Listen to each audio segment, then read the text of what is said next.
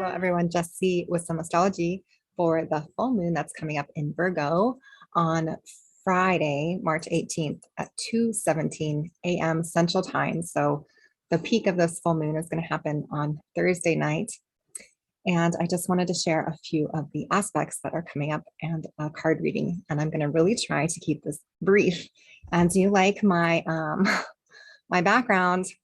For everybody who's called me spacey, this is a whole nother level of being in space. I kind of dig it. So, all right, here's what's going on. The full moon is happening at 2740 Virgo, opposite the sun in Pisces. So the full moon is at a Sabian degree that reads, a bald-headed man in uniform seizing power.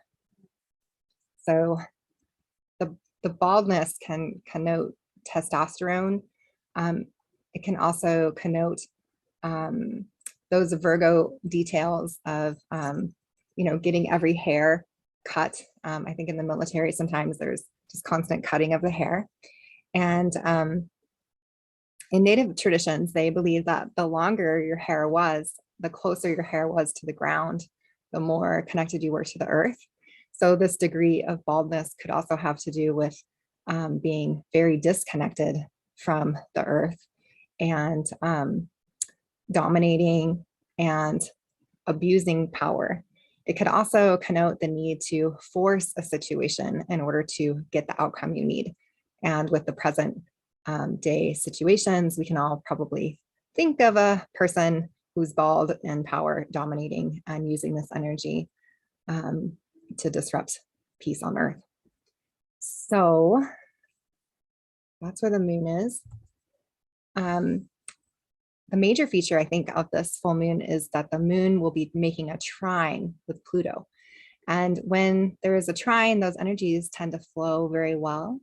So the moon trine Pluto could be the ability to have very deep emotional connections in your relationships, the deeper issues of life. We're able to kind of plumb the depths and to see the depths more clearly and to have a deep and satisfying connection. So the moon will definitely be amplifying where Pluto has been. Also, Pluto is still very near to the USA Pluto return. So hopefully this aspect will help bring some more fluidity and understanding to this these energies with our friends or whoever we're talking to.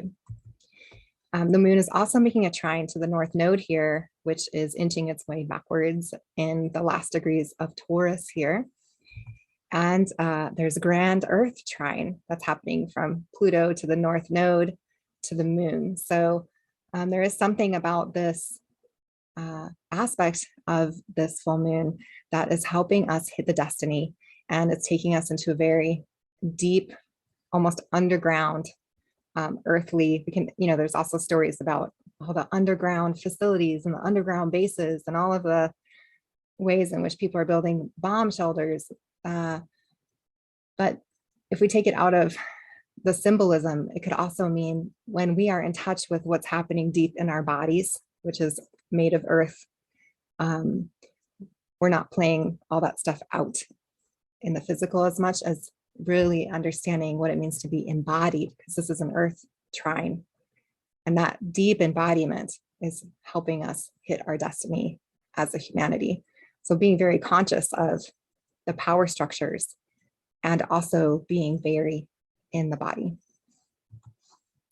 All right, we have another interesting aspect that is kind of like a little knife in the wound here. Athena asteroid, I think today was exactly conjunct Chiron by this full moon. She's still going to be very close. So that warrior goddess bringing a little punch into the primal wound, whatever that might be for the collective. So if you've had just a little bit more of a searing ouch come up, that could be Athena asteroid highlighting some wounds that need some medicine and need some attention. So don't overlook, don't stuff, try to sit with that, find that energy in the body and do the somatic work to bring some consciousness to the wounds so that we are suffering less, we're not suffering needlessly, suffering for a purpose, for consciousness. This aspect of Chiron and Athena are making a supportive sextile to Mars and Venus, who are still traveling together in Aquarius. Mars is at 9 and Venus is about at 11.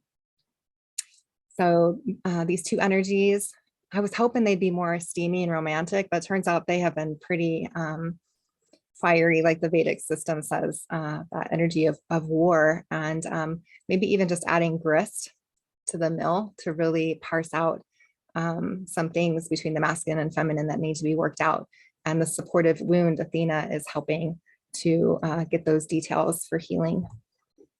Another sextile supportive aspect is Mercury here at 1334 in Pisces, making a sextile to Uranus. So there may be more passionate communications coming through, as Uranus has that electrical quality of amplifying communications, and Mercury in Pisces could be more spiritual and being able to plumb the transcendent depths.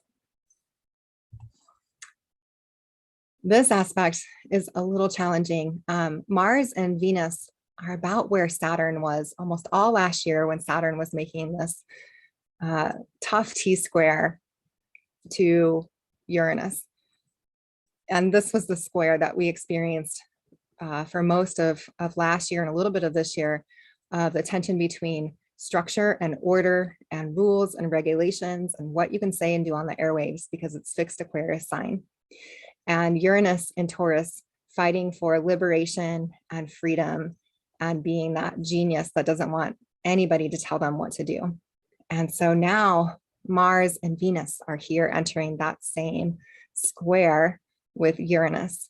So masculine and feminine in that air sign, really working out communications on the airwaves, and in that tension with Uranus that wants liberation and breakthrough. So just be mindful of that, to be careful during this transit, not to throw people away too quickly.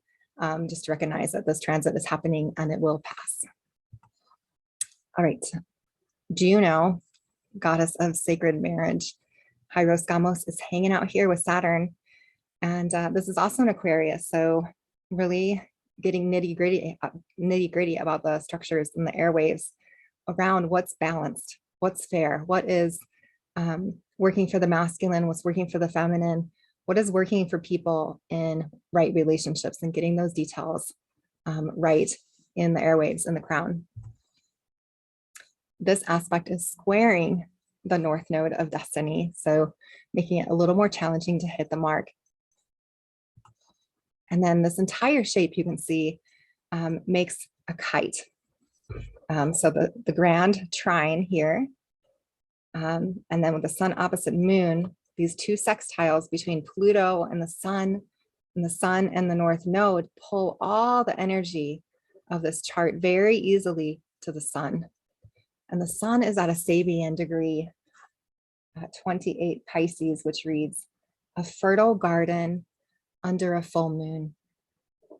So may we find that fertile garden within us, in our yards, in our dreams, and what we'd like to grow this spring, to see more of the fertility of the earth and of our own lives that is ready here for us to tend, and we focus more on what's fertile than what is futile.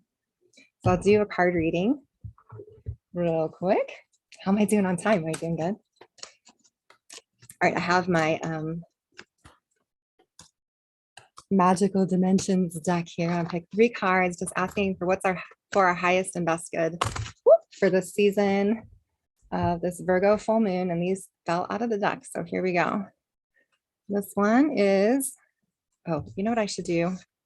Let me see if I can stop sharing so that my screen's bigger. And then how do I make this bigger? All right, maybe it's working. Okay. I don't know if it's with this background, if it's gonna let me show the cards.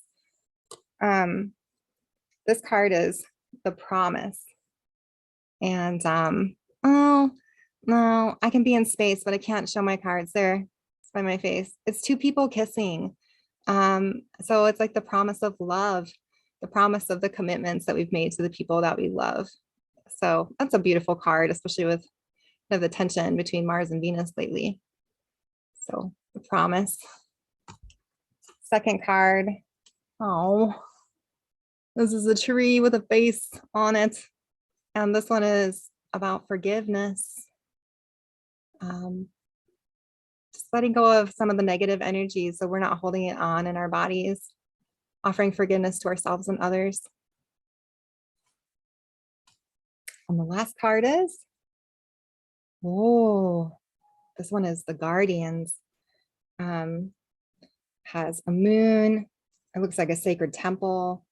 There's a woman with wings kind of practicing some energy work here. Guardians of the planet. So this idea of guarding what's sacred, guarding our earth, guarding the magic, the feminine, the beauty, the water, the elements, understanding that there is a need to have spiritual protection. So I hope that's helpful for you all. Good luck through this full moon transit.